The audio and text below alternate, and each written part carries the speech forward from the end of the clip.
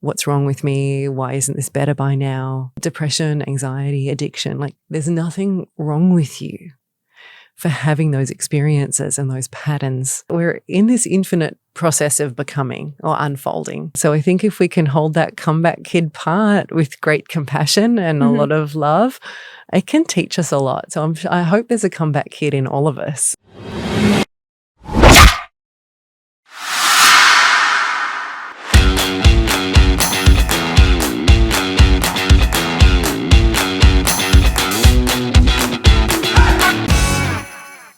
This podcast is sponsored by Toast. Toast beverages are alcohol-free sparkling beverages made with all natural ingredients, including white tea, white cranberry, and ginger. Crafted by a team of culinary experts, Toast imparts the characteristics often found in alcoholic beverages, only without the alcohol. Equally as satisfying as a daily refreshment as it is paired with fine dining, Toast creates meaningful and refreshing drinking experiences that are perfect for every occasion. Whether it's a large gathering or a celebration at home, Toast can be enjoyed anytime, anywhere, by anyone. All right, welcome to Comeback Kid. We are here with Libby Clark, and I am so excited. I'm so happy to see you and have you on as a guest. So thank you for doing this. Pleasure to be here. Good to see you. So let's get into it. Can you briefly describe who you are and what you do? Yeah, I'm a therapist. I work in residential mental health. That just means people move into the two houses that I work at and receive really intensive level of therapy for mental health. So they'll see someone like me nearly every day and then participate in lots of groups and other supportive kind of practices and therapies. And then in addition to that, I work in my own private practice for clients who don't need that level of intensive care. Mm-hmm. Yeah. Why do you think that level of intensive care is like so good for people who are able to do it? That's a really good question. And I think it really depends on what someone's showing up with. I think by the time someone gets to that level of need, a lot of change can happen in a pretty short period of time. So it's quite exciting as a practitioner to be able to witness and be there with someone as they're going through this, I guess, very challenging work. It's not for the faint of heart. Like people are pretty committed by the time they come into that care and have made that commitment. Mm-hmm. Yeah. Yeah. So I know you because I was in that care and you were my therapist. And it was really, I've said this to you, but not in person, like life-changing work for me. It completely like shifted everything and gave me a new framework with which to approach my life. We did IFS, which is Internal and Family Systems. Can you talk a little bit about that and what it is? Yeah, definitely. It's one of my favorite modalities to work with. I combine it with other approaches to therapy, but focusing on it's rather than seeing our mind or ourself as a singular entity, it proposes that we're made of parts and that those parts often have a way of showing up for us in terms of behaviors and relationships and how we relate to the world in ways that we're not always consciously aware. And so the goal ultimately is to get to know our parts, how they've come to be, how they still influence us, and just trying to integrate those into a whole. That's probably a little bit of an intro. I'm sure we'll get a chance to dive further. Yeah. So something I appreciated about it is, from what I remember, it never felt like you were like, okay, now we're going to start IFS. It was just kind of like a natural integration into the therapy that we were doing and the conversations we were having. How do you kind of think about introducing that work to a patient who's never done it before?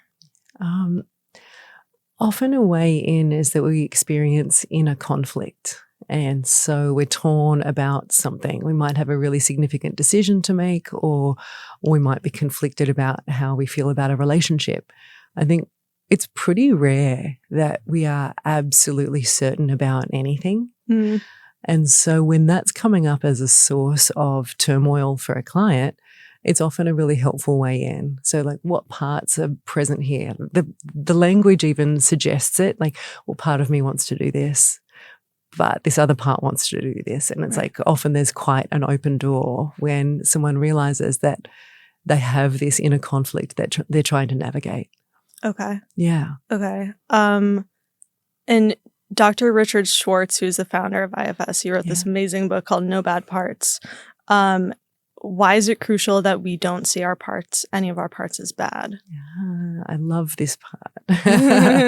And it's really challenging because our default often is, oh, I wish I didn't do that. Mm-hmm. Or I know that about myself and I hate that, or I hate that part. Yeah. The goal ultimately is to be able to approach all of our parts with compassion and connection and curiosity, because they exist for a reason. And that pattern might be frustrating now, but there was a time in which it served us really well. For example, if someone grew up in violence, hiding or avoidance probably made a lot of sense for their safety. Mm. And they might have that tendency now, even if they're an adult, they might hide or avoid because that was so dysregulating in their earlier years, and it seemed like a pattern that created safety. If you grew up with maybe inconsistent caregiving, you weren't sure what you were going to get, you might become very people-pleasing. And so you're trying to second guess what's going to be most effective and how you might have your needs met. So you might think, oh my God, I can't believe I'm such a people pleaser now, or I'm so avoidant. But really, there was a time where that was very adaptive and kept you safe. And so there's a reason it exists in your system. Okay. So seeing it like that helps to be a little bit more open and compassionate and update that pattern rather than trying to sort of push it out of how you operate in the world. Okay. Yeah. And why do you think it's important to name our parts? Well, for me, it really brings things to life. And so if there is a characterization, it just really helps me want to get even more curious about it. But that's me. I encourage people to approach it in the way that feels right for them. If that feels forced, it might be easier to name it by the function that it performs, like people pleaser or avoidant or rage. Sometimes it can be fun to name things. And so that's just my preference for myself, my own work.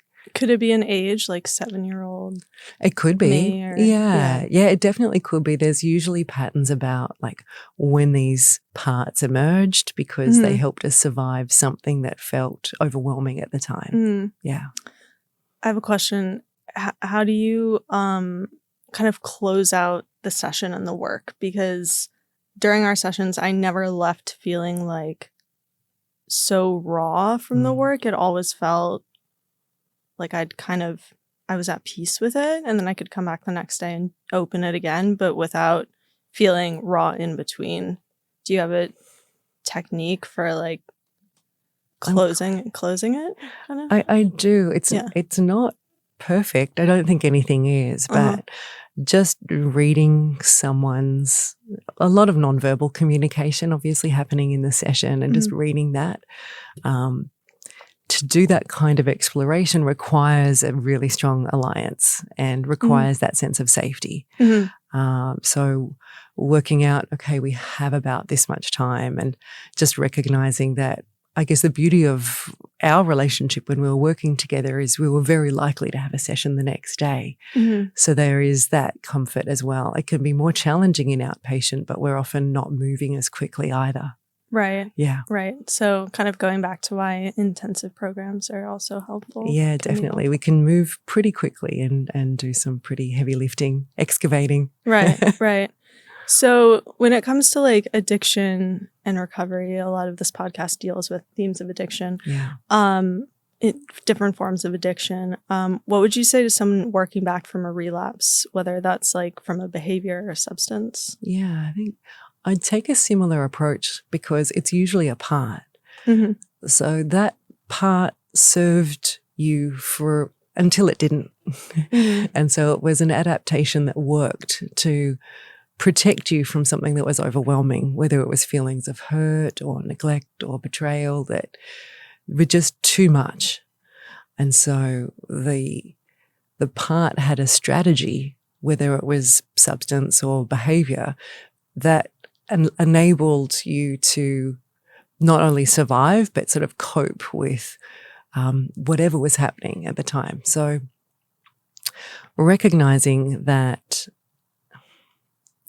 compassion for that pattern or that part is going to be the most effective way through. If shaming worked, we wouldn't have the big issues that we have with addiction. And I have a really broad definition of addiction too. Like, I really think you're being in the same relationship patterns and playing the same roles is a variation on that. So I think we probably see quite eye to eye about that as well. So recognizing the pattern has every reason to be there, was keeping you safe from something that felt overwhelming, and just has, I guess technically we'd say, like a maladaptive way or an unhealthy way of achieving its goal. Right. We still want that goal to be achieved, but we need to understand the part so that it feels ready for us to maybe update it, give it some extra resource. Yeah. So I don't know if this is specific to IFS or this is just something we did together, but thanking the part is really helpful. Is that something that IFS talks about in general, or is that? Yeah, it comes up quite a bit. I think having sort of gratitude for whatever the parts have to share with you. Yeah. It's a really important part of the practice as far as I see it. It strengthens the integrity of the system, the harmony of the system to recognize, because that pattern is probably used to feeling shamed, shunned, or, put on the outside. But it has had a really important function. It just needs that love and care to be able to update itself. So what do you find happens with someone who is going through this and kind of like thanks their part and is able to kind of understand why the part exists in the system? What do you see a shift in people where they're like, oh, okay, now I can kind of get over that? Or is it usually, a year, however long, of going back and forth and trying to move forward? It's interesting. I think it varies. It can vary based on intensity of trauma and addictions, other symptoms, how supportive the system someone's going back into as well is a factor. So I think they all play a part. I think where it's really strong is it can play really nicely with other forms of therapy as well. So it's not uncommon for someone to come into, say, a residential level of care with a lot of therapy experience and have some great skills, maybe have completed DBT or cognitive work or other forms of therapy. Right. So you know what to do, but you get frustrated with yourself about like, well, why am I not doing it then? Why am I still like this? And so I think it can be a kind of hand in glove where this helps that insight and the compassion.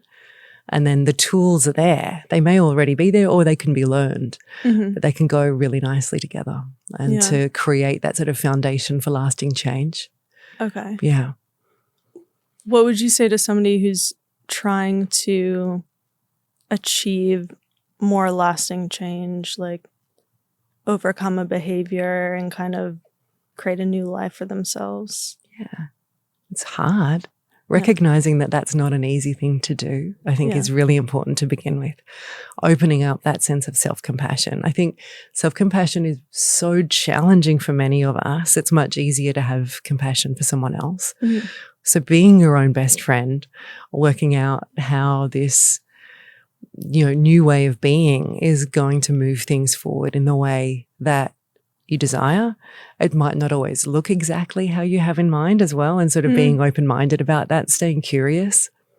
Yeah, that's interesting because when I came to the intensive treatment, I was working on something specific that identify as like an alcoholic addict, and it wasn't really to do with that. But then when I left, I had a one-night relapse. It ended up being quite positive because it allowed me to kind of start fresh and set a new framework for like how I wanted to live my life. And like allocate new resources, like new people who I was working with, to go through some of like the work I was doing for that. For me, in my personal experience, it was ended up being kind of a positive thing that I don't want to happen again, but it enabled me to like get back into the work, if that makes sense. Yeah, it makes total sense. And I think it's just such a helpful reframe rather than, well, here I am starting at square one. You're not. Like, that's profoundly untrue. And so I think, everything that you did up until that point enabled that reframe to take place and have the power that it did. Yeah. And so I think that's why that language around lapse and relapse can be really loaded and not always helpful. It's a huge learning opportunity. And I think if we broaden that scope about how we characterize addiction, I think most of us would have something that would meet criteria.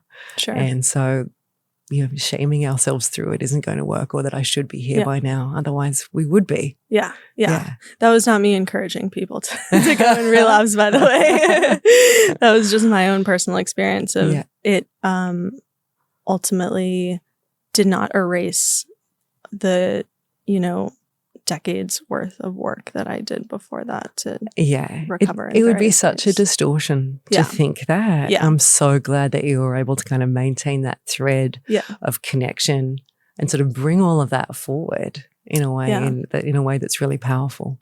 Do you find that if somebody does have, say, without using the word relapse, maybe like a setback, that I suppose it depends on the situation, but do often people feel like that erases all progress, or do you kind of encourage this notion that my therapist said many years ago that progress is spiralic, like a spiral, and not linear? So I really liked that. I agree. It's absolutely not linear. So I agree with them about that for sure. And I think all of these things are really opportunities. Like, I'm a huge believer in post-traumatic growth. It happens too often for it to be, something that we don't investigate further. It's like a connection to meaning, a reframe, a reevaluation of something that feels really purposeful and meaningful. What is post-traumatic growth? So, I'm not a specialist in that area, but effectively it's about what's often reported. You wouldn't wish that trauma, just like you were saying, you wouldn't wish that setback or relapse on someone. You wouldn't wish a traumatic experience on someone, but they happen. They happen, so often. So what do you want to do with that? And far more people report feeling very connected with purpose, re-establishing powerful and strong relationships, reassessing their own, meaning and value in life in ways that feel really congruent, that they might not have asked those really hard questions had they not experienced the trauma. Totally. And so, not to put a toxic positivity spin, like, oh my God, it's so amazing. Right. But it happens. And so if we can leverage that and move through it, and it happens more often than not. And I think that's a really powerful thing. If I can keep sight of that, while something is incredibly hard, it just keeps that thread of optimism open for me. Right. Yeah. That makes sense. I like what you said about not necessarily turning it into toxic positivity of everything is amazing. Yeah. But just acknowledging that maybe that inspires somebody to help others or exactly kind of do that. Yeah. So I studied psychology a long time ago in undergrad, and I had a very strong sense of my imposter part. And instead of pushing it aside and just kind of pushing through and bulldozing my way through, which I have a pattern of doing, I decided to listen to it. And I went and did this fairly circuitous route back to where I am now over 20 years. But in doing so, it felt very validating that I now feel purposeful in the therapist chair in ways that I wouldn't have then. Right. That makes a lot of sense.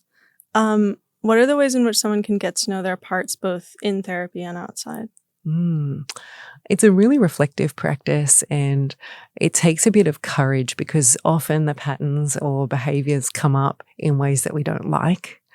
And so having something like a journaling or a meditative practice or trusted people around you where you identify something that you want to update. An example is I was really sensitive to criticism, and it was a part that it made me feel really uncomfortable. It was blocking my growth, and it was, just a barrier to who I really am. And so I asked a couple of friends, hey, when you spot this, maybe could you help call me on it? I don't want to be that way, but I know that pattern is really strong. And there were people I just trusted and would listen to. And, that might be a therapist. It might just be a really good friend or partner that, it's not confrontational, it's loving. It's like, hey, you're doing that thing again. And you're able to kind of recognize it in the moment and come up with other ways of how you want to show up, or at least pause and use other strategies that are more congruent with how you really do want to be. Yeah. Recognizing that reactivity to criticism was just really getting in my way. Yeah. Yeah. Yeah. I feel like, do you recommend that people write sort of a network of their parts and kind of like connect them and definitely it's known as parts mapping. Okay. And it's something that we do in session, and just I draw and doodle and work out if they're connected with each other, and because sometimes they have patterns that reinforce each other. So say I get really reactive to criticism and I act in a way that feels like, I would get embarrassed about, and then I might feel shame. And so I get stuck in this loop, and these parts or patterns are reinforcing each other. Okay. And so you've got to kind of gently pull those connections apart in order to heal them. You don't want to, go in guns blazing. Right. Yeah. That makes sense. I feel like different parts kind of show up depending on where I'm at in my life. Like right now I am closing down my magazine of 10 years and it's good. I feel like excited about what's next, but I have not been hired for anything else yet. And I'm feeling some type of way about it, I'm feeling some imposter, feelings around that. So kind of trying to sit with that, and instead of like shaming and be like, oh, why do I feel this way, just kind of I'm kind of practicing just talking about it with my therapist, and trying to have compassion for why she feels that way. Absolutely. And look at it from the outside so it doesn't become all of me, Yeah, I have a huge response in my system to that. I had my own startup and might have like a parallel experience, and it took me a little while to work out who I was without that. Oh, yeah. I have no idea. I have no idea what I want to do. Let's talk. We can do that somewhere else. Totally. So what is it like, especially in like the intensive treatment, to watch somebody grow in a really short period of time? And also, what is it like to witness the kind of ebbs and flows of recovery? Yeah, it's this wildly intimate connection, and it's coming from a pretty quick start up. Like there's a short period of time, often like 30 days, maybe 60. And so within this very intensive period of time, you can achieve a lot. But as we say, even in that environment, non-linear is very apt. So seeing those ebbs and flows come through in real time. You might even see an ebb and flow inside a single session, just as someone's like challenging themselves and then stepping back from that challenge and just holding all of that. Right. But that's just incredibly rewarding part of, what this looks like and how exciting it can be, just being witness to someone navigating their inner world in your presence. Right. So what do you do to protect your own mental health and kind of hold space for other people to have these big revelations and intense emotional experiences without taking it on yourself? Yeah, that's still a practice for me. I think all of this is called practice for really good reason. Right. I have an amazing partner and friends who are very attuned to my work and can either be very present or the perfect distraction, depending on what's needed. Sure. It's definitely at those times where I miss my dogs. They are no longer with me physically, but I think I'll be a dog mum again at some point in the future, and that was a big piece. For me, physical movement's really important. Being pretty gentle about it though, so yin yoga and like very kind of just not pushing things too hard, but keeping them flowing. Body practices, trying to get good sleep, all of those things, and also having a great therapist myself. Like I came to this model as a client long before I was ever a practitioner. So that is really helpful to know that I've got this therapist and now almost more of a mentor who is just such a guiding light for me. Yeah, shout out to Colleen. Go Colleen. When you were talking about like movement, I just started playing tennis again. And I was a competitive, like relatively competitive tennis player in high school. And it's really nice to do it just to do it and not have my achievement part be like, wait, but you should be winning the US Open by now. Yes. And just kind of have those things that ground me, that are just because in the moment they feel really good. And after they feel really good. So when you said movement, just for you. And that's a reframe for our big achiever parts. We've often got several of those where it was what we were rewarded and recognized for. And so who doesn't want to feel special? Who doesn't want to get that validation, especially as we're developing? And then we might over-index on those things that we're good at because it's intoxicating to get that kind of validation. And we might then start thinking, well, that's the measure of our worth. Yeah. I don't think I shared this with you, but in December last year, I got the Forbes 30 Under 30 award. And it like made my achievement part totally over the moon for like a day. And then I was like, it's like, the crash. Like, all right, that's what's next. It's not good enough. It's not good enough. My cheerleader part was in full effect when I saw that. I'm like, yes, awesome. I was really proud of you. Thank you. But I don't know. It's a tricky, like, I say that because it's like a tricky balance of, and I think now as I'm just sharing a bit where my parts are at right now, like now as I'm letting go of the business and kind of moving on to something else, I'm like, I don't know who I am without that, Yeah. So it's interesting how the parts kind of, it's like this kind of ever-changing, ever-moving landscape where some parts are coming forward and then some parts are stepping back and then coming back, depending on like what's going on in life. Yeah. It's exactly how I've experienced it too. It's like, oh, hi, old friend. Yeah. You're like, back. Oh, you're back. Yeah, okay, exactly. All right. Yeah.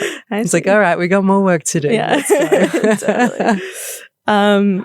So how has using IFS in your therapeutic practice changed you? I know you said you came into the work first as a patient. Yeah. And how do you see it changing the people who you work with?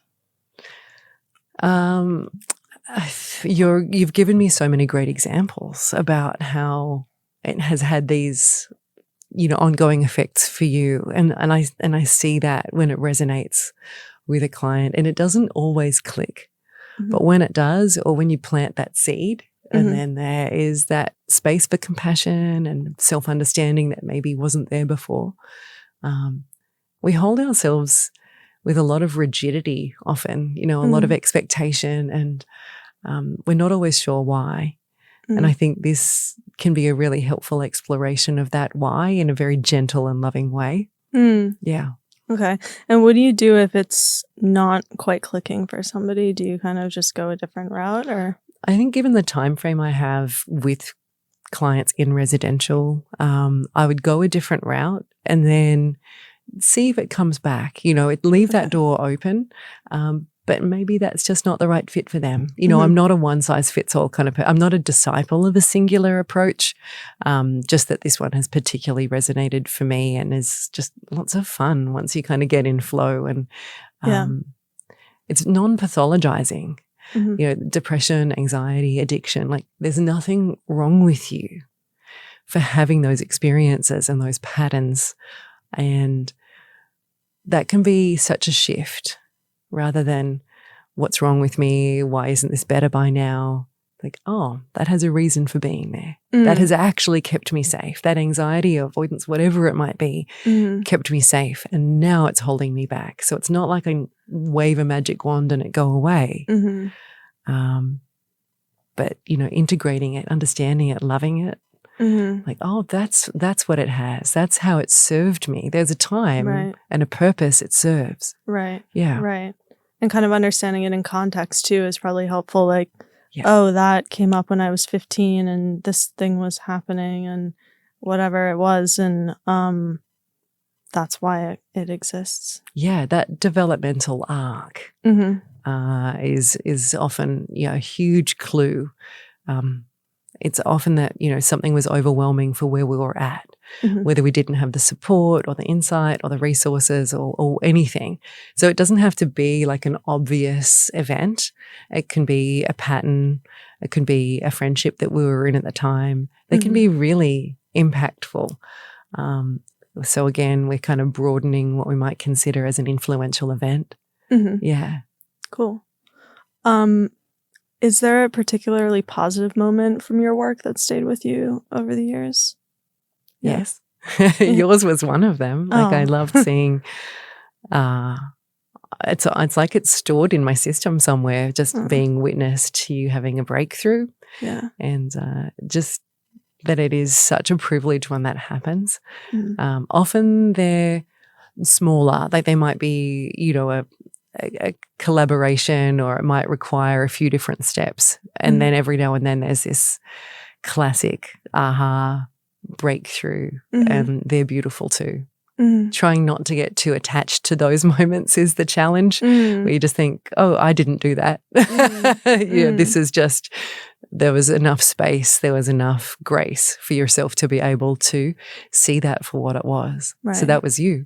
Oh, but it must be like helpful sometimes to have those moments to kind of keep you going. Because I'm not a therapist, so I can imagine, I have friends who are, and I can imagine it's like really hard at times. Yeah, it definitely does keep you motivated.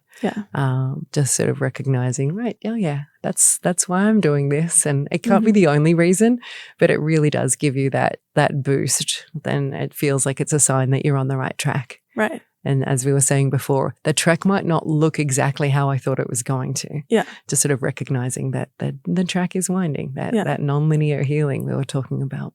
Right. Yeah. Right. Yeah. I think that's so helpful to keep in mind is I used to just feel like, when's it all going to be done? And I will have graduated, whether it's being sober or what. And now I just see it as my life's work is just continuing to piece things together and work on myself. And I think it's so beautiful. Yeah. I'm glad you feel amazing. It. Yeah. Do you have anything else you want to talk about? We've gotten through the questions. We've covered some good ground there. I just love that you felt like sharing your own experience with it. And it's very much like how I came to this work too. And I think that can just be a really powerful thing. You know, disclosure can be tricky in therapy about like what you choose to disclose and why. But I think when it's about how we came to be the way that we are and that insight and understanding that comes along with that, it can be really powerful. So my imposter part and my inner critic, and you know, they're all part of the reason I am the way I am. And the key, I think, and probably haven't covered this in great detail, is the core of the model is self. And so coming back to self, every time we've experienced something like one of our patterns, it takes us away from that. It kind of takes us away from that birthright of like self-compassion, curiosity, calm.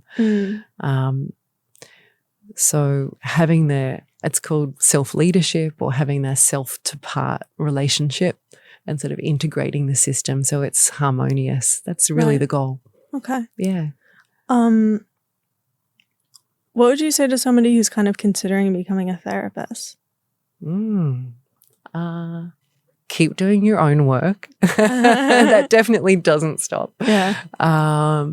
And why not? Because it can take so many different forms. Mm-hmm. That's really what I like about it as well. Like, this will keep evolving. This is practice. Yeah. So it's just led me in directions that I didn't anticipate at the time. So I'd encourage it without there being an attachment to how it needs to look or how it needs to be. Okay.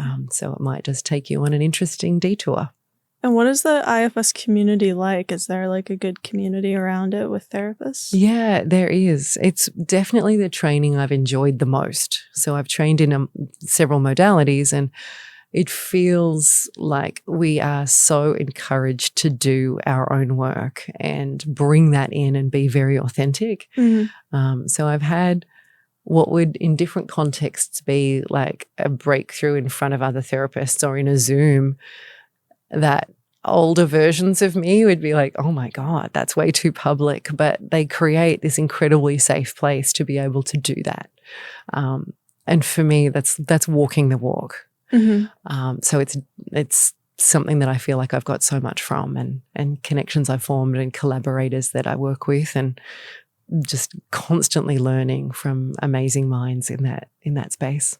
Way too public as in front of too many people? Yeah. Too private of a revelation? Yeah, because, you have these multiple roles, and you have, you'll be self as client, and so other people are practicing their skills, and it just seems inauthentic to come in with like a role play or a persona. Right. Yeah. And so we end up just being ourselves. And that happened pretty quickly in each of the courses I've done with them. And I think that's very telling, that that's the intention with which each of the student, practitioner, clinicians, like we're all sort of in that same space together. And it's just made it incredibly safe and a very sort of mutually beneficial experience, because we get to wear those hats.